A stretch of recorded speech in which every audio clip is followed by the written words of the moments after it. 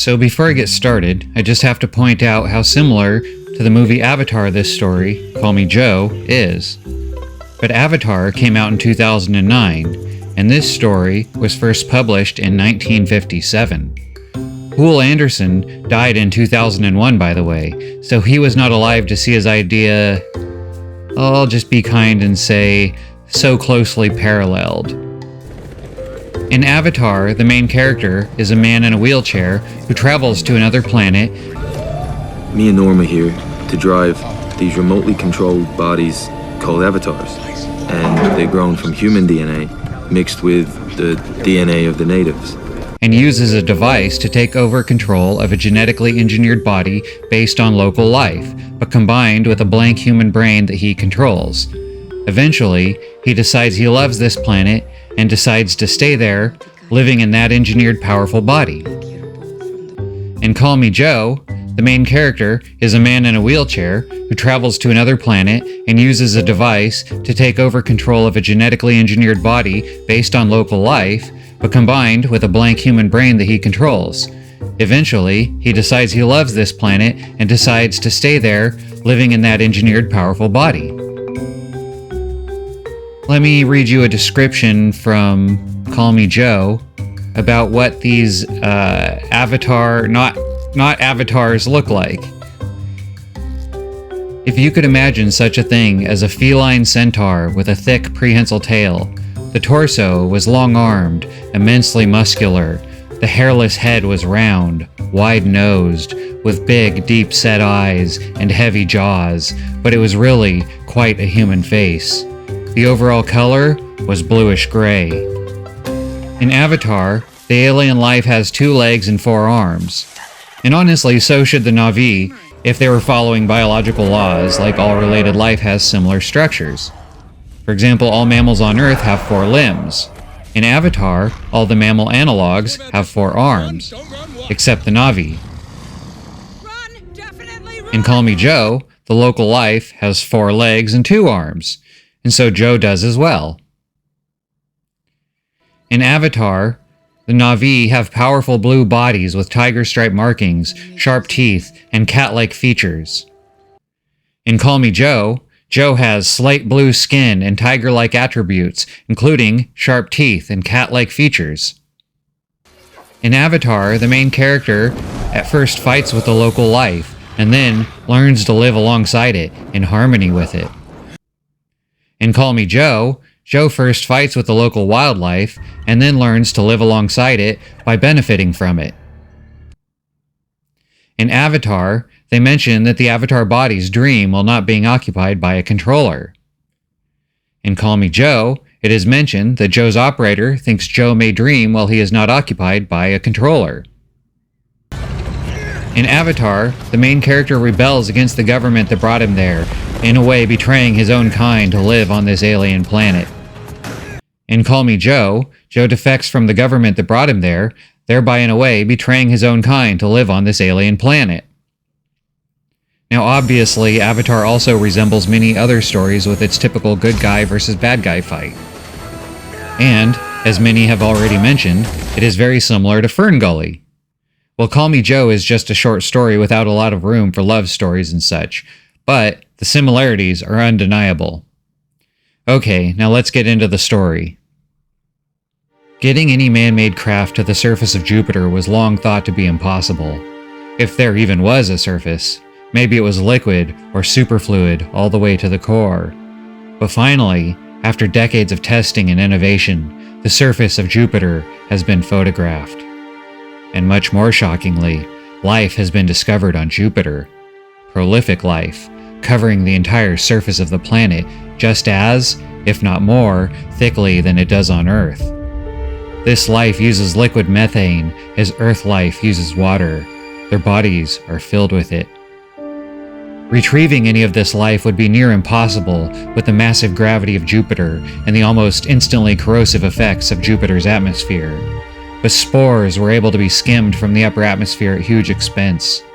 These spores gave insight into the life on Jupiter, and since no man-made machines could survive on Jupiter, an alternative was devised.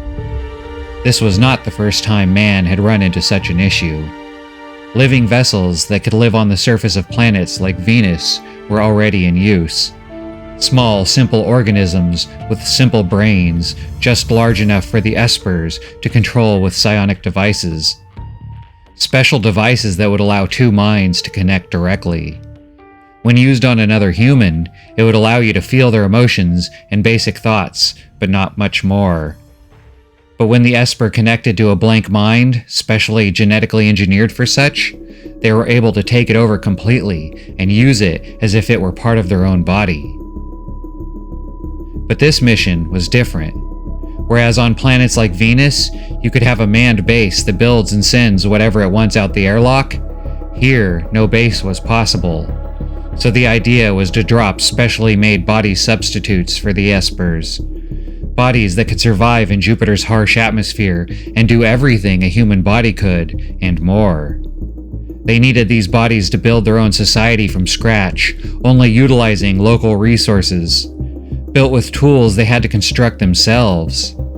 These vessels had to have fully functional, human-level brains to accomplish this task. This had never been done before. As a test, just a single vessel was dropped to Jupiter's surface in a small, otherwise unmanned spaceship. It got lucky and made it all the way to the surface of Jupiter without being destroyed. After acclimating to the pressure, the precious contents were released, and Edward Anglesey was the first man to step foot on Jupiter. Or Joe did anyway. Anglesey's empty vessel he was controlling. These bodies had 4 legs and an upper torso with arms, much like a centaur. But the body was cat-like, claws on the ends of the fingers, sharp teeth, fur for protection, a thick prehensile tail. Being that this was a first in so many ways, when the psionic device began to blow K-tubes on a regular basis, no one was too surprised. The cost of replacing this vital component was already astronomical, however, even before considering the shipping to Jupiter. Because of this, a specialist, Jan Cornelius, was sent out to figure out what was wrong with the psionic device. He came up with many theories on his long trip to Jupiter, and so, when he arrived, he immediately began to test the equipment. He even began to build a second psionic device from the parts sent from Earth. Eventually, they would need dozens of these to control a whole team of vessels on Jupiter, but for now, only the one had been needed, so the others remained unassembled. But Jan Cornelius was a diligent and thorough man, so he wanted to test everything before coming to a conclusion, especially a conclusion as dark as the one that was looming ever larger in his mind. The equipment was all checking out, working as fine. The pressures on Jupiter were much more than that on Venus, but the pressures on Venus were already immense, and they had absolutely no effect on the equipment, so it seemed that was not the issue either. Jan thought that maybe Edward was afraid of Jupiter, and that was causing feedback in the system, blowing out the K-tubes. But after talking to the man, despite his accident that had destroyed his body beneath his chest, leaving not much more than a pair of arms and a head, the man was fearless and forceful. His personality was dominating, but he seemed to be aggravated at all times, a very prickly person to deal with. After speaking with his coworkers, Jan learned that his prickliness is new. It started not long after he started to take over and control Joe, which is what the team had named the vessel down on Jupiter. Jan was speaking with Edward when suddenly there was an emergency on the planet below. It had been a hard day's work, and Joe slept heavily. He did not wake until the hands closed on his throat. Joe roared. His convulsive reaction tore the hands off his neck and sent a black shape spinning across the dugout.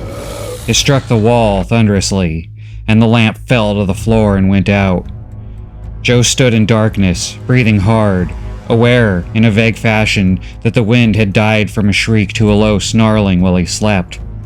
The thing he had tossed away mumbled in pain and crawled along the wall. Joe felt through lightlessness after his club. Something else scrabbled. The tunnel. They were coming through the tunnel. Joe groped blind to meet them. His heart drummed thickly, and his nose drank an alien stench. The thing that emerged, as Joe's hands closed on it, was only about half his size, but it had 6 monstrously taloned feet and a pair of 3-fingered hands that reached after his eyes. Joe cursed, lifted it, while it writhed, and dashed it to the floor. It screamed, and he heard bones splinter. "Come on, then!" I don't have all goddamn night. Joe arched his back and spat at them, like a tiger menaced by giant caterpillars. They flowed through his tunnel and into the room. A dozen of them entered while he wrestled one that had curled itself around his shoulders and anchored its sinuous body with claws. They pulled at his legs, trying to crawl up his back. He struck out with claws of his own, with his tail, rolled over and went down beneath a heap of them, and stood up with a heap still clinging to him. They swayed in darkness. The legged seething of them struck the dugout wall. It shivered. A rafter cracked. The roof came down. Anglesey stood in a pit among broken ice plates under the wan light of a sinking Ganymede. He could see now that the monsters were black in color and that they had heads big enough to accommodate some brains. Less than human, but probably more than apes. There was a score of them or so. They struggled from beneath the wreckage and flowed at him with the same shrieking malice. Why? Baboon reaction, thought Anglesey somewhere in the back of himself. See the stranger, fear the stranger, hate the stranger, kill the stranger. His chest heaved, pumping air through a raw throat. He yanked a whole rafter to him, snapped it in half, and twirled the iron-hard wood. The nearest creature got its head bashed in. The next had its back broken. The third was hurled with shattered ribs into a fourth. They went down together. Joe began to laugh. It was getting to be fun. He ran across the icy ground, towards the pack. They scattered, howling. He hunted them until the last one had vanished into the forest. Panting, Joe looked at the dead. He himself was bleeding. He ached. He was cold and hungry, and his shelter had been wrecked. But he'd whipped them. He had a sudden impulse to beat his chest and howl. For a moment he hesitated. Why not? Anglesey threw back his head and bayed victory at the dim shield of Ganymede. Back on the station, Jan was beginning to fear something dark and strange. Joe was the first vessel to ever have a fully functional human-level brain. Even while unconscious, a body can learn. What if Joe was absorbing all the impulses and thoughts of Edward, and was now developing its own monstrous personality? What if Joe was becoming an independent and sentient beast, angry at the fact it was basically a slave? What if this consciousness housed in a healthy body was taking over and dominating the much weaker, damaged body of Edward? What would happen if this psyche took over Edward completely? What would it do on a delicate space station where one malicious button push could kill everyone, venting the air into space? Over the next several months, Joe stole and raised several of the black caterpillar's young and trained them as you would a dog, and his work readying the area for society progressed onward. But Edward pushed for a change in plans.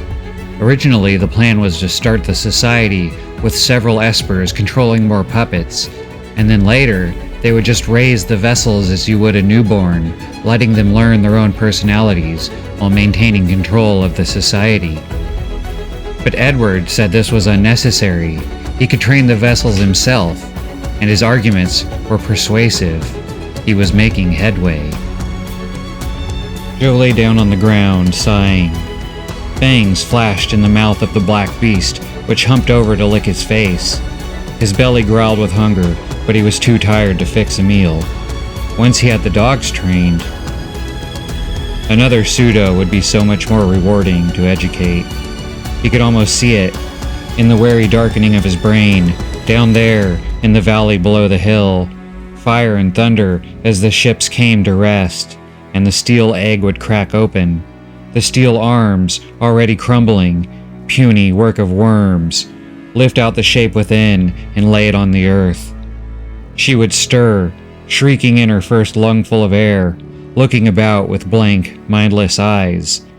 And Joe would come to carry her home, and he would feed her, care for her, show her how to walk.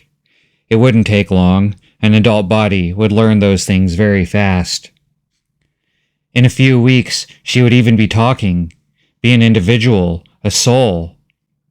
Did you ever think, Edward Anglesey, in the days when you also walked, that your wife would be a gray, four-legged monster?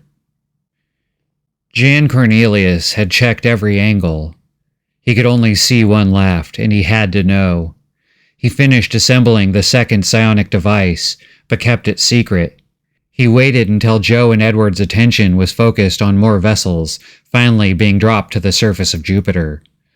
Finally, Joe would have help and company after 2 years alone. Joe was staring up at the sky, waiting to see the dropping pods, when Jan turned on the second psionic device, and slowly and carefully tuned into the Edward-Joe connection. What's happening to me? For a moment, the interference which turned his thoughts to sawtooth gibberish struck him down with panic. He gulped for breath, there in the Jovian wind, and his dreadful dog sensed the alienness in him and whined.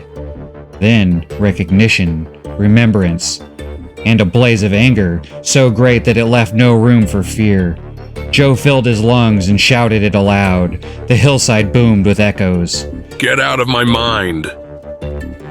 He felt Cornelius spiral down towards unconsciousness. The overwhelming force of his own mental blow had been too much. He laughed. It was more like a snarl, and eased the pressure. Above him, between thunderous clouds, winked the first, thin, descending rocket flare. Cornelius's mind groped back towards the light. It broke a watery surface. The man's mouth snapped after air, and his hands reached for the dials to turn his machine off and escape. Not so fast, you. Grimly, Joe drove home a command that locked Cornelius's muscles rigid. I want to know the meaning of this. Hold still and let me look. He smashed home an impulse, which could be rendered, perhaps, as an incandescent question mark. Remembrance exploded in shards through the psionicist's forebrain. So that's all there is? You thought I was afraid to come down here and be Joe, and wanted to know why. But I told you I wasn't. I should have believed, whispered Cornelius. Well, get out of the circuit then. Joe continued growling it vocally. And don't ever come back in this control room, understand? K-tubes or no, I don't want to see you again. And I may be a cripple, but I can still take you apart cell by cell. Now sign off. Leave me alone. The first ship will be landing in minutes. You? A cripple? Joe Anglesey? What? The great gray being on the hill lifted his barbaric head, as if to sudden trumpets. What do you mean? Don't you understand? Said the weak, dragging thought. You know how the S-projector works. You know I could have probed Anglesey's mind, Anglesey's brain, without making enough interference to be noticed. And I could not have probed a wholly non-human mind at all, nor could it have been aware of me. The filters would not have passed such a signal, yet you felt me in the first fractional second. It can only mean a human mind in a non-human brain. You are not the half-corpse on Jupiter 5 any longer. You're Joe. Joe Anglesey. Well, I'll be damned. You're right. He turned Anglesey off, kicked Cornelius out of his mind with a single brutal impulse, and ran down the hill to meet the spaceships. And with that, Edward Anglesey died with a smile on his face, no longer anything more than an empty vessel consisting only of arms and a head. And Joe Anglesey lived on the surface of Jupiter, beginning a second life, no longer crippled. Would he fulfill his duty to create a society and eventually a research station on the surface of Jupiter? Jan thought so. Now that Anglesey had a body to match his mind, the prickliness would again disappear. It was caused by constantly giving and then taking away a working body. It was caused by the knowledge that the truth was he was weak and feeble. And now that these problems were gone, and he was living the life he wanted, he will return to acting as his former self. He will continue to be the brilliant scientist he had always been, but now he will be happy. Hey, thanks for watching. I really appreciate you staying this long, and since you did, hopefully that means you like my channel. So I'd really appreciate it if you would like, comment, and most importantly, subscribe, so I can see you back here for the next one. Take care.